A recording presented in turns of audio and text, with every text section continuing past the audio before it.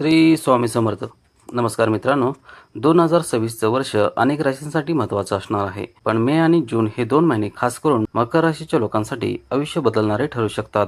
ज्योतिषशास्त्रानुसार या काळात असे काही शक्तिशाली ग्रहयोग तयार होत आहेत जे सामान्य माणसाला देखील समाजात मोठं स्थान मिळवून देऊ शकतात. या 2 महिन्यामध्ये काही लोकांना अचानक पैसा मिळेल, काहींची करिअरमध्ये झपाट्याने प्रगती होईल, तर काही लोक थेट नेतृत्वाच्या भूमिकेत दिसतील. राज, ताज, सत्ता आणि सिंहासन हे शब्द फक्त राजकारणापुरते मर्यादित नाहीत. आजच्या काळात मोठं पद, समाजातील प्रतिष्ठा, लोकांवर प्रभाव, आर्थिक ताकद आणि निर्णय घेण्याची क्षमता हे सुद्धा सत्ता आणि राजयोगाचं रूप मानलं जातं. आणि या काळात मकर राशीच्या लोकांमध्ये ही ताकद वाढताना दिसू शकते. पण मित्रांनो, प्रत्येक मोठ्या यशासोबत मोठी परीक्षा सुद्धा येते. म्हणून आजच्या या व्हिडिओमध्ये आपण खूप सविस्तर जाणून घेणार आहोत. कोणते ग्रह मकर राशीला साथ देत आहेत, कोणत्या क्षेत्रात मोठे यश मिळू शकतं, कोणत्या गोष्टीपासून सावध राहायचं आणि असे कोणते उपाय आहेत जे तुमचं भाग्य अजून मजबूत करू शकतात. म्हणून व्हिडिओवर शेवटपर्यंत नक्की पहा, कारण शेवटी सांगितलेले उपाय तुमच्या आयुष्यात सकारात्मक बदल घडवू शकतात. सर्वात आधी मकर राशीच्या स्वभावाबद्दल बोलूया. मकर राशीचे लोक स्वभावाने शांत, मेहनती, शिस्तप्रिय आणि जबाबदारी घेणारे असतात.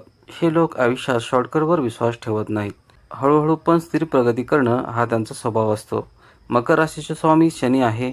शनी ग्रह माणसाला मेहनत, संयम, शिस्त आणि वास्तवाची जाणीव शिकवतो. म्हणून मकर राशीचे लोक अनेकदा आयुष्यात उशिरा यशस्वी होतात, पण जे मिळवतं ते कायम टिकवतात. 2026च्या मे आणि जून महिन्याच्या ग्रहांची स्थिती अशी तयार होत आहे की तुमचं व्यक्तिमत्व अधिक प्रभावी दिसेल.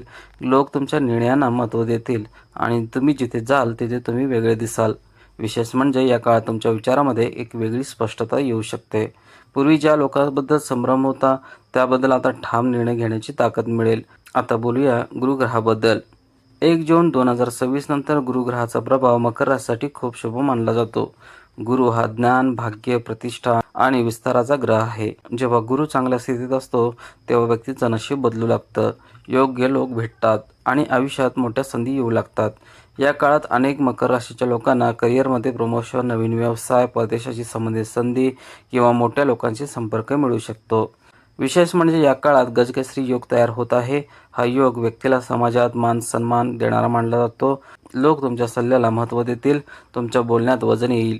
जर तुम्ही शिक्षक, वकील, राजकारणी, अधिकारी किंवा सोशल मीडियावर काम करत असाल तर तुमची लोकप्रियता वाढू शकते. यासोबत हंस योग देखील प्रभावी ठरणार आहे. हा योग माणसाला बुद्धिमत्ता, अध्यात्म आणि योग्य निर्णय घेण्याची क्षमता देतो. अनेक लोकांना या काळात अचानक आध्यात्मिक ओढ जाणवू शकते. 17 मे पासून मंगळाच्या हालचालीमुळे रोचक योग तयार होत आहे. हा योग अत्यंत शक्तिशाली मानला जातो.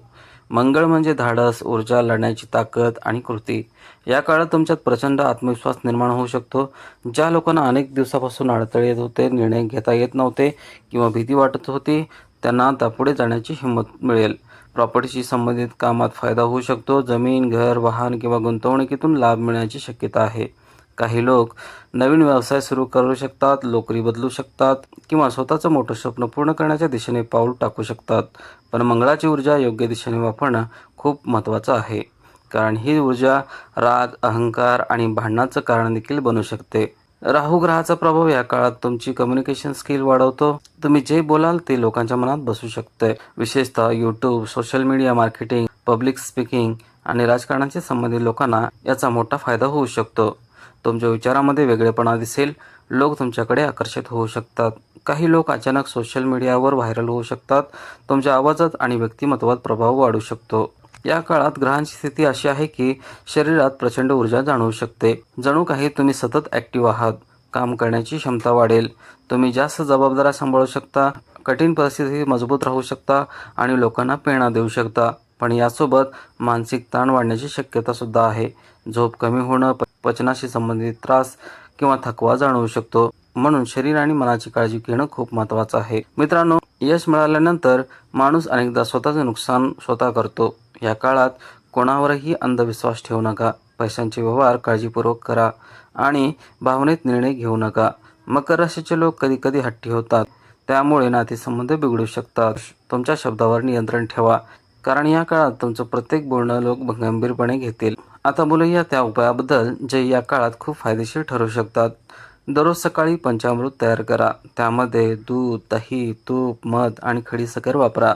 हे देवाला अर्पण करा आणि नंतर प्रसाद म्हणून ग्रहण करा. यामुळे मन शांत राहतं, शरीराला सकारात्मक ऊर्जा मिळते आणि घरात चांगले वातावरण तयार होतं. सोबतच शनिवारी शनी मंदिरात तेल अर्पण करा. भगवान शिवाचा ओम नमः शिवाय या मंत्राचा जप करा आणि दररोज 10 मिनिटे ध्यान करा. हे उपाय मानसिक स्थैर्य आणि सकारात्मकता वाढवू शकतात. तर मित्रांनो, मे आणि जून 2026 हे महिने मकर राशीसाठी अत्यंत महत्त्वाचे ठरू शकतात. ग्रहांची साथ पैसा, प्रतिष्ठा, सत्ता आणि मोठं यश मिळवून देऊ शकते. पण लक्षात ठेवा, यश मिळवणं जितकं महत्त्वाचं आहे तितकंच ते टिकवणं महत्त्वाचं आहे. संयम, योग्य निर्णय, सकारात्मक विचार तुमचं आयुष्य बदलू शकतात. तुमची राशी मकर असेल तर कमेंटमध्ये जय शनिदेव नक्की लिहा.